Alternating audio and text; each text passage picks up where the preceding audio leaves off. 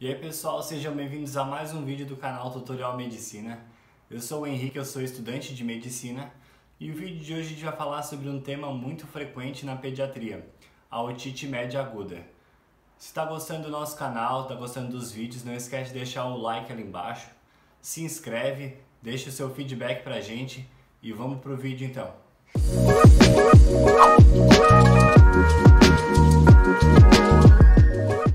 Então vamos para a nossa revisão hoje sobre a otite média aguda e um pouco sobre a epidemiologia. A gente vê que a otite média aguda ela é a principal causa de visita ao pronto-socorro e do uso de antimicrobianos ou antibióticos, no caso aqui, em crianças, para a gente ver a importância que tem esse tema e a relevância na pediatria. Um pouquinho mais sobre a epidemiologia. Vê-se que essa doença ela costuma afetar mais meninos do que meninas. Apesar disso, não põe os meninos como um fator de risco. O sexo masculino não é um fator de risco para ter otite média aguda. É simplesmente que os meninos às vezes têm mais, numa proporção. Vê-se também que a principal faixa etária acometida aqui, de maior prevalência, está entre 6 até 24 meses. Algumas referências chegam a colocar entre 6 e 12, mas geralmente está nessa faixa, entre 6 e 24, isso é, 6 meses até 2 anos de idade. E isso se dá por quê? Eu coloquei aqui a anatomia, a parte de fisiologia, a genética e os fatores imunes. Principalmente aqui a parte anatômica, tem que lembrar que a criança ela tem a trompa do ouvido, a tuba, ela é mais horizontalizada. Diferente do adulto, que ela tende a ficar mais na diagonal, a da criança ela é mais horizontalizada, logo favorece mais a ocorrência desses episódios de otite média aguda. Além disso, a gente tem que lembrar que a criança ela não tem um sistema imunológico tão preparado quanto o adulto, porque ela não entrou em contato com tanto patógeno ainda, e às vezes tem até uma influência genética familiar para ter uma maior suscetibilidade. Vê-se que tem esse primeiro pico entre 6 meses e 2 anos, e depois tem um segundo pico com uma menor prevalência entre 5 e 6 anos. Outros fatores de risco que estão implicados também seria a história familiar de otite média aguda de repetição. Isso pode estar relacionado com os filhos terem também. Frequentar creches aumenta bastante, principalmente as IVAs, elas se transmitem muito mais em creches, né? E a gente vê, depois vai ser falado melhor, mas que o principal evento, o que desencadeia geralmente a otite média aguda, quem precede seria um resfriado. Isso é, nas creches isso é extremamente comum. O fato de ter pais tabagistas também influencia, aumenta bastante a prevalência de otite média aguda, porque a gente sabe que o cigarro está relacionado com o aumento de todas as infecções de via aérea superior. Usar chupeta também. A falta de acesso à saúde também é um dos fatores. Meses frios, porque aumenta muito mais a incidência desses resfriados que eu já tinha falado. E a própria rinite alérgica, que dá uma maior inflamação dessas mucosas. Os principais patógenos que são causadores aqui, a gente tem os 3 principais, que é o Streptococcus pneumoniae, o famoso pneumococo, o Haemophilus influenzae é o não tipável, que está aqui, e a Moxarella catarrhalis. Dando destaque para os 2 primeiros, que são os 2 que são os principais que estão aqui na epidemiologia. A Moxarella geralmente ela conta até 10% dos casos, mas o resto se divide principalmente entre esses 2 primeiros. Dando destaque maior aqui, que o principal seria o pneumococo, porém com o advento da vacinação e a maior cobertura dos diversos tipos de cepas do pneumococo, ele tende a estar reduzindo e agora está aumentando a prevalência dos outros 2, principalmente do Haemophilus influenza não tipável. E a patogênese, então, como é que ocorre a otite média aguda? A gente tem uma série de eventos que vão culminar depois na própria otite média aguda.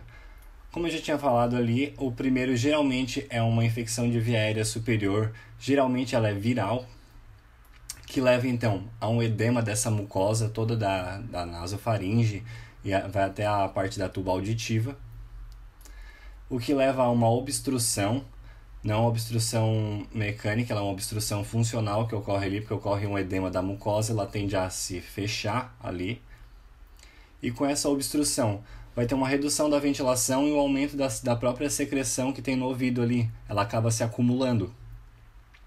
E quando acumula secreção, sem ventilar é tudo que a bactéria gosta, um local úmido e quente. E aí a gente tem a própria colonização bacteriana ali. Lembrar que esses patógenos que colonizam ali, geralmente eles colonizam já a via aérea superior. Por isso que eles estão tão relacionados aqui, por isso que são os principais. A maioria das vezes eles já estão colonizando a via aérea superior, e o que acontece é só um ambiente mais propício para esse tipo de bactéria se proliferar. E quais as manifestações clínicas? Aqui deve ser a parte mais importante da aula. Por quê? Porque o diagnóstico ele é completamente clínico. O principal sintoma é a otalgia, mas lembrar que a gente está falando principalmente das populações pediátricas. Isso é, a criança não fala quando ela tem 6 meses. E a gente tem que notar o quê? Os principais sintomas são a otalgia, o prurido auricular, a hipoacusia e a otorreia. A otalgia seria a dor no ouvido, o prurido auricular ou a criança que fica inquieta, não para de mexer na orelha. A hipoacusia, isso é a redução da audição, também é uma queixa. E a otorreia é a saída de secreção pelo ouvido.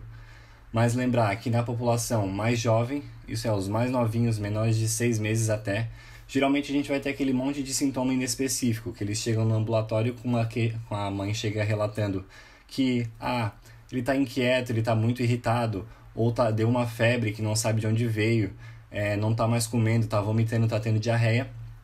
Tem que sempre pesquisar uma infecção de ouvido. Geralmente é. E o diagnóstico? O diagnóstico ele é clínico. É feito pela otoscopia. Geralmente o clínico, que é quem pega muito desses casos na criança, ele não vai ter aquele otoscópio pneumático. Geralmente é o otoscópio normal. E o que a gente vai ver? Vai ver o abaulamento ou a própria perfuração da membrana timpânica, os dois podem estar aqui, ou até a queixa de febre e otalgia quando está acompanhado da efusão da orelha média. E o que seria a efusão? Quais os critérios para dizer que tem uma efusão ou não tem aqui? Seria a presença de bolhas ali dentro, não na própria membrana, mas por dentro. Seria a presença do líquido com ar dentro, que aí cria as bolinhas que consegue ver através da membrana. Uma coloração da membrana mais amarela, acinzentada ou até azulada às vezes, devido ao líquido que está ali. A opacidade dela e a redução da mobilidade. A opacidade a gente vai ver porque a membrana, normalmente, ela é translúcida, ela é um pouquinho esbranquiçada, mas não muito, tu consegue ver os ossinhos da orelha interna ali. Só que aqui ela vai estar muito mais opaca, como está aqui um exemplo na foto. E a redução da mobilidade, é importante lembrar que isso aqui, geralmente é feito mais pelo otorrinolaringologista e através do otoscópio pneumático. Ele solta um arzinho ali e vai ver se essa membrana ela tá móvel ou não, se ela vai se mexer com aquela rajada de ar que vai soltar ali em cima dela. Mas geralmente não vai ser necessário fazer esse tipo de exame. Ela é bem clara quando é bem característico quando está com uma infecção ali. E como é que se faz o tratamento da otite média aguda? O tratamento ele é dividido em dois. Ou pode fazer um tratamento expectante, ou pode usar a antibiótico terapia. Geralmente é empírico, obviamente, porque não precisa fazer cultura para ficar tratando, já trata direto, porque geralmente é um dos 3 ali, e o antibiótico vai ter que ser um antibiótico que dê cobertura para os 3. Os menores de 2 anos de idade. Aqui gera um pouco de divergência na literatura. Eu olhei pelo UpToDate e falava que ele indicava para todos menores do que 2 anos de idade um tratamento com antimicrobiano. Porém, a Associação de Pediatria Americana, ela coloca que a partir de 6 meses até 2 anos deveria ser ponderado. Seriam casos diferenciados que usariam o tratamento com antibiótico ou não. Mas por que essa escolha do antibiótico ou não? É porque vê-se que até 70% dos casos tem uma concomitância de uma infecção bacteriana com uma infecção viral. E, além disso, diversos estudos apontaram que em até 2 dias, muitos dos pacientes não precisariam de um tratamento. Em até 2 dias, só com tratamento com sintomáticos, eles já teriam uma cura espontânea, mesmo que a infecção fosse bacteriana. Por isso que se alega bastante de evitar o uso de antibiótico. Mas coloca-se também que a partir de 2 anos de idade, isso aqui já é consenso, que o uso de antibiótico ele seria imediato se tivesse a presença de sinais de toxemia, uma otalgia, isso é uma dor de ouvido que já está maior do que 2 dias com essa dor, uma temperatura axilar maior do que 39 graus Celsius, que seria uma febre alta, considerada dentro da pediatria, ou uma otite média aguda bilateral, ou até aquele risco de não segmento, isso é, aquele paciente que tu atende, mas que tu tem certeza, ou tu acha muito, que esse paciente não vai voltar depois, que se tu der um tratamento sintomático e dizer para ele voltar daqui 3 dias, ele não vai mais voltar. E quando tem risco de perda de segmento, também se aconselha que faça o tratamento com antibiótico direto. E qual o antibiótico que vai ser utilizado? A primeira escolha aqui seria a amoxicilina. Coloca-se a dose de 90 mg por quilo. Uma vez utilizava-se 45 e depois 90, mas agora já se propõe que trate direto com 90. E mantém por 10 dias se for menor do que 2 anos e 5 a 7 dias se for maior do que 2 anos. 10 dias também vale para quem tem sintomas graves, para quem tem muita dor de ouvido. Também trata por 10 dias. Caso tenha falha da amoxicilina ou que usou um beta-lactâmico recente, isso é, menos do que 3 meses, usou um beta-lactâmico, ou então que tenha conjuntivite purulenta, que geralmente fala a favor da hemófilos, utiliza-se o quê? A amoxicilina com clavulanato aqui. E as doses estão aqui também, a mesmo esquema de 10 dias ou 5 a 7. Os alérgicos à penicilina pode-se usar como alternativa ao uso de macrolídeos. O mais aconselhado seria a azitromicina por 5 dias. E o acompanhamento desse paciente? Quando é que a gente espera o período de melhora dos sintomas desse paciente? Eu até já tinha falado antes, geralmente para o uso de antibiótico e tratamento expectante é o mesmo. Seria de 48 até 72 horas. Desde que começa a se tratar. Lembrando que não é porque tu tá fazendo o tratamento expectante que tu não vai dar remédio para dor. E não é porque tu tá dando antibiótico que tu também não vai dar remédio para dor. Porque incomoda muito o paciente esse tipo de dor de ouvido. Ninguém merece ficar com dor e não ter um remédio para essa dor. Então tem que sempre deixar analgésico junto. Lembrar que uma efusão persistente não é um indicativo de falha de tratamento, pode continuar por dias até depois do curso da antibiótico-terapia e não ser considerado como uma falha de tratamento, porque essa secreção vai estar estéril já, ela não vai ter bactérias saindo junto ali. E quando se considera uma falha de tratamento? Isso é, o paciente passou 2, 3 dias e não melhora de jeito nenhum do quadro. Lembrar que é clínico aqui o acompanhamento, não precisa fazer um outro exame, não precisa pedir tomografia, não precisa pedir raio-x, não precisa pedir nada aqui. Ele é totalmente clínico, se melhora dos sintomas ou não. Falhou, pode usar o ceftriaxone. Aí é uma vez ao dia por 2 até 3 dias. E no último dos casos, quando não está curando de jeito nenhum essas otites ou está tendo muita otite de repetição, faz a timpanostomia, que é aquela colocação da cânula através do tímpano para conseguir drenar essa secreção. Geralmente é porque está muito fechado o canal auditivo. Isso é indicado para quando? 3 ou mais episódios de otite média aguda dentro de 6 meses ou 4 dentro de 12 meses, isso é, 1 ano. E quais as possíveis complicações? A gente pode dividir as complicações, para encerrar a aula aqui, em 2 tipos, as extracranianas e as intracranianas. As extracranianas podem ser essas aqui, com destaque principalmente para a principal delas seria a mastoidite, e a mais comum seria a perfuração timpânica.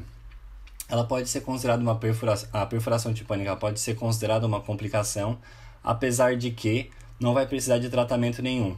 Na maioria das vezes, quando acaba perfurando o tímpano, sai a secreção e alivia até a dor, porque a dor está sendo causada pelo abaulamento do tímpano. Quando ele perfura, sai a secreçãozinha e aí cessa um pouco a dor nessa criança. E as mais graves, que seriam aqui as intracranianas, que seria a meningite, a hidrocefalia, o abscesso e a trombose venosa principalmente. E um obrigado a você que acompanhou a aula até aqui. E lembrar sempre de deixar o feedback e a curtida lá nos comentários lá embaixo. Chegamos então ao fim de mais um vídeo. Se você acha que esses vídeos estão sendo relevantes para você, acha que são importantes para mais pessoas, não esquece de encaminhar para os amigos, deixa a curtida ali embaixo, se inscreve, deixa o comentário se ficou alguma dúvida, tem alguma sugestão. E até semana que vem no próximo vídeo. Tchau!